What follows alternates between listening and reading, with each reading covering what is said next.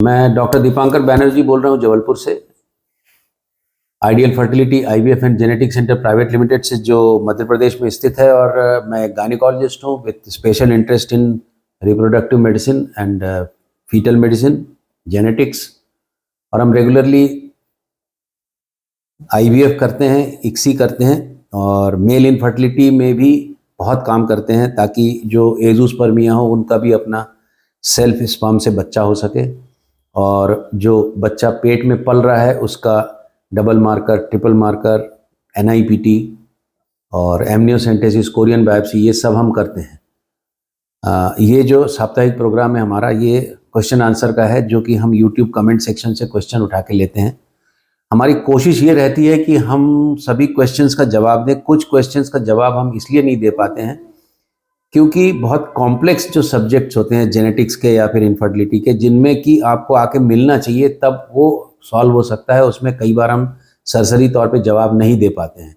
तो उसके लिए मैं माफ़ी मांगता हूँ, और कोशिश ये रहती है कि आपके जितने मैक्सिमम जवाब हो सके हम दे सकें।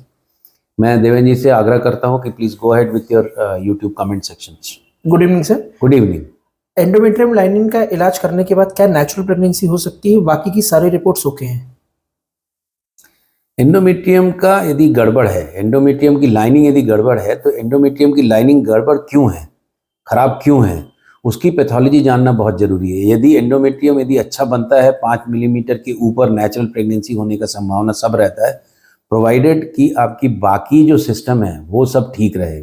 और यदि प्रेगनेंसी नहीं होती है, तो यदि एंडोमेट्रियम का लाइनिंग यदि कम है, तो उसको देखना जरूरी है कि क्यों कम है। स्पर्म की मोटिलिटी 10% ही है, ऐसी कंडीशन में क्या आईवीएफ ही होगा या नेचुरल प्रेगनेंसी हो सकती है? ये एक सब्जेक्टिव चीज़ है कि हम कितना परसेंट स्पर्म का परसेंटेज बोल रहे हैं। यदि वास्तव में यदि अच्छे एनालिसिस में यदि वो 10% मिलता है, तो ऐसे केसेस में आप आईयूआई ट्राई कर सकते हो। बट मोटाइल स्पर्म यदि वॉश्ड सीमेन में 1 मिलियन के आसपास यदि रहता है, तो फिर उसमें प्रेगनेंसी होने का चांस रहता है। अदरवाइज जो मैं कोशिश करता हूं कि मोटिलिटी कम क्यों है वो देखें, एंड्रोलॉजिकल इवैल्यूएशन और जांच करके, और यदि ज़रूरत पड़े तो हम ट्रीटमेंट दें, और यदि नहीं हो तो फिर उसमें बहुत वेट नहीं करना चाहिए, आईवीएफ करा लेना चाहिए। सर, मुझे एक जेनेटिक प्रॉब्लम है जिसके कारण मेरे 2 अबॉर्शन हुए। क्या डोनर एग से अगर प्रेगनेंसी होगी और मेरे हस्बैंड का स्पर्म यूज होगा तो उस बच्चे में वो प्रॉब्लम ट्रांसफर होगी या नहीं?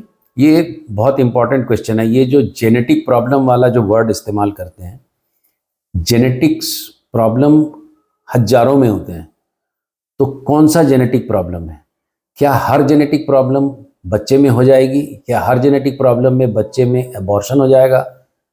तो सबसे पहली बात तो ये है कि किसी भी लेडी का डोनर एग में जाने के पहले ये इन्वेस्टिगेट हो जाना चाहिए कि वास्तव में वो जेनेटिक प्रॉब्लम क्या है, और वास्तव में वो जेनेटिक प्रॉब्लम से आपके बच्चे में कोई फर्क आने वाला है कि नहीं। तो ये सरसरी तौर पे ऐसे क्वेश्चन का जवाब देना थोड़ा मुश्किल होता है। आप यदि आके अपने रिपोर्ट्स दिखाते हैं, then we can give some idea कि आपको डोनर एग में जाना चाहिए कि सेल्फ एग में। अब प्रॉब्लम ये होती है कि डोनर एग में भी आप यदि जाएं, तो फिर डोनर का भी आप जेनेटिक टेस्ट करिए। तो जो जेनेटिक टेस्ट आपका हुआ है, जिसके कारण आप डोनर एग करा रहे हो, तो वो डोनर का भी देख लेना चाहिए। बट ये एक सरसरी तौर पे जवाब है, इसका पक्का आंसर आप आके मिल सकते हैं तभी दे सकता हूँ। सर, हमारा 2 बार आईवीएफ फेल हुआ है। अगर हम आपके यहाँ से आईवीएफ कराएंगे तो क्या हमें दोबारा से पूरी रिपोर्ट्स करानी होंगी, सोनोग्राफी फिर से होगी? यस, होगी, क्योंकि मैं आपको बहुत सारी चीज़ें शायद अवॉइड करूंगा, पर जब भी आप आईवीएफ कराने आते हैं, तो आईवीएफ कराने के लिए जो असेसमेंट होता है, वो मेरा असेसमेंट होना बहुत ज़रूरी होता है, क्योंकि मैं उस हिसाब से आपका कस्टमाइज़ करता हूँ ट्रीटमेंट। तो ये कहना कि आपके ये टेस्ट पुराने हो चुके हैं और आप दोबारा नहीं कराएंगे, तो जैसे एचएसजी की ज़रूरत नहीं पड़ती है, पर जितना बेसिक जो जांचें होती हैं वो करना बहुत ज़रूरी है, तब जाके आपका आईवीएफ का कस्टमाइज होकर ट्रीटमेंट हो सकता है। अदरवाइज आज ही एक पेशेंट मुझे बार बार ये कह रहे थे कि मेरा 3 साल पहले हिस्टोस्कोपी हो चुका है, आप फिर से हिस्टोस्कोपी क्यों करना चाहते हैं? तो बहुत सारी चीज़ों में हमको रिपीट करना पड़ता है, जिसके कारण हम जब आईवीएफ करें तो हमको मालूम हो कि हम कहाँ पर एंटर कर रहे हैं और क्या कंडीशन है आज की। सर, मेरी शादी को 5 साल हो गए हैं। मेरी 2 बार प्रेगनेंसी हुई और दोनों बार सेकंड मंथ में ब्लीडिंग हो गई। तो क्या बच्चे की धड़कन कितने महीने में पता लग सकती है, ताकि तीसरे बार ऐसा हो तो मैं पता लगा सकूं? ये क्वेश्चन भी बहुत इंपॉर्टेंट है। कई बार लोग ये सोचते हैं, एक भ्रम चलता है कि बच्चे की धड़कन तो 3 महीने में आती है, तो हम 3 महीने तक वेट कर लें। पर यदि आप एक अच्छा ट्रांसवेजाइनल सोनोग्राफी, योनि द्वार से जो सोनोग्राफी होती है, मैं अपने केसेस का अधिकतर 1.5 महीने में या 1-2 दिन और एक्स्ट्रा कर लीजिए, 6 वीक्स में आपको प्रेगनेंसी यदि अच्छी है तो बच्चे की धड़कन दिख जाती है। तो बच्चे की धड़कन यदि दिखी और फिर गायब हुई तो अलग केस है, बच्चे की धड़कन आई नहीं तो अलग केस है। प्रेगनेंसी एक्चुअली हुई कि नहीं वो जांचना भी बहुत ज़रूरी होती है। कई बार बहुत सारे पेशेंट ऐसे आते हैं जिनका पीरियड मिस होता है और उनको लगता है कि वो प्रेग्नेंट हुए थे, प्रेगनेंसी टेस्ट भी करते हैं तो उसमें एक फेंट लाइन आती है तो उनको लगता है कि वो प्रेग्नेंट हुए थे। ऐसे केसेस में वो प्रेगनेंसी को काउंट करना बड़ा मुश्किल होता है। मैं इसलिए बोल रहा हूँ कि यदि कोई वास्तव में लेडी प्रेग्नेंट हुई थी, जिसमें प्रामाणिक है कि प्रेग्नेंट हुई थी, तो एक पक्का हो जाता है कि कपल फर्टाइल है। वो बहुत हेल्प करता है हमको। सर, ऐसी कंडीशन में 6 वीक कहाँ से कैलकुलेट करेंगे? थोड़ा सा आप उसके बारे में एक्सप्लेन कर दीजिए। जो हम आईवीएफ करें, आईवीएफ करने के लिए जहाँ से पीरियड स्टार्ट हुआ, हम उसके 14 दिन बाद के 15 दिन बाद हमने एग पिकअप किया और फिर हमने यहाँ पे एम्ब्रियो ट्रांसफ़र किया, या फिर हम फ्रोज़न एम्ब्रियो ट्रांसफ़र करें, सीधा यहाँ बना के एम्ब्रियो ट्रांसफ़र किया।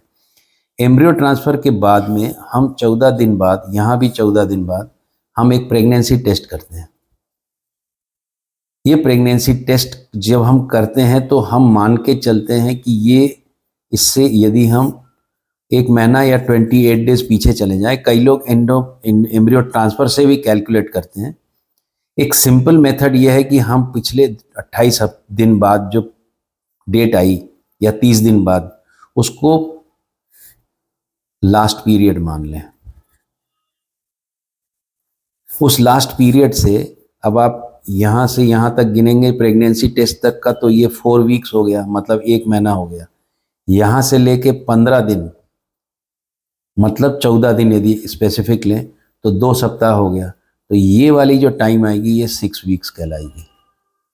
अब इस समय यदि आप ट्रांसवेजाइनल सोनोग्राफी करें, ऐसे केसेस जिसमें कि आईवीएफ नहीं हो रहा, नेचुरल प्रेगनेंसी हो रही, तो वो, और यदि 30 दिन में पीरियड आता है विदिन 28 to 30 डेज, तो भी आप उनको मान सकते हो जिस दिन पीरियड आया था उसको एलएमपी, लास्ट मेंस्ट्रुअल पीरियड को गिन के इधर से आप कैलकुलेट करके देख सकते हो। जिस दिन प्रेगनेंसी टेस्ट या जिस दिन पीरियड आना था उस दिन आप यदि प्रेगनेंसी टेस्ट या 1-2 दिन बाद प्रेगनेंसी टेस्ट करते हैं तो इससे 6 वीक्स बाद आप टीवीएस कराएं तो ये 1.5 महीने करीब होता है।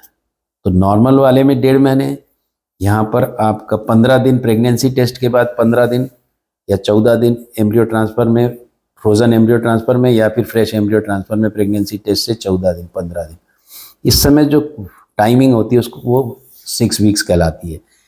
कई लोग इसको एम्ब्रियो ट्रांसफ़र से भी जोड़ते हैं तो ऑलमोस्ट वैसी ही आती है। इस समय फीटल हार्ट यदि सब कुछ ठीक है तो दिखने लगता है।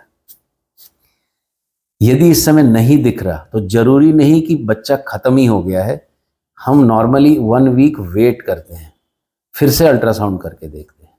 इस 1 वीक में यदि ये फिर से नहीं आया तब मान के चलते हैं कि ये बच्चे में धड़कन ही नहीं आई। कई बार लोग यहाँ पर जो प्रेगनेंसी टेस्ट करते हैं उसमें, जो प्रेगनेंसी टेस्ट में जो हम यूरिन डालते हैं उसमें जो एक विंडो आती है, एक लाइन तो गाढ़ी आ जाती है, पर तो आप इसको रख दोगे तो 10 मिनट या 5-6 मिनट बाद एक हल्की लाइन आएगी, उसको प्रेगनेंसी नहीं मानना चाहिए। सुनने और जुड़ने के लिए बहुत बहुत धन्यवाद। प्लीज़ इस चैनल को आप लाइक करिए, सब्सक्राइब करिए, नोटिफिकेशन को ऑन करके रखिए। जो इंस्टाग्राम में देखने वाले हमारे दोस्त हैं उनको आप हमारे चैनल को फॉलो कर सकते हैं। आप हमारे यूट्यूब चैनल को सब्सक्राइब जरूर करिए, उससे बहुत एक हौसला मिलता है और अच्छा भी लगता है। सुनने और जुड़ने के लिए बहुत बहुत धन्यवाद।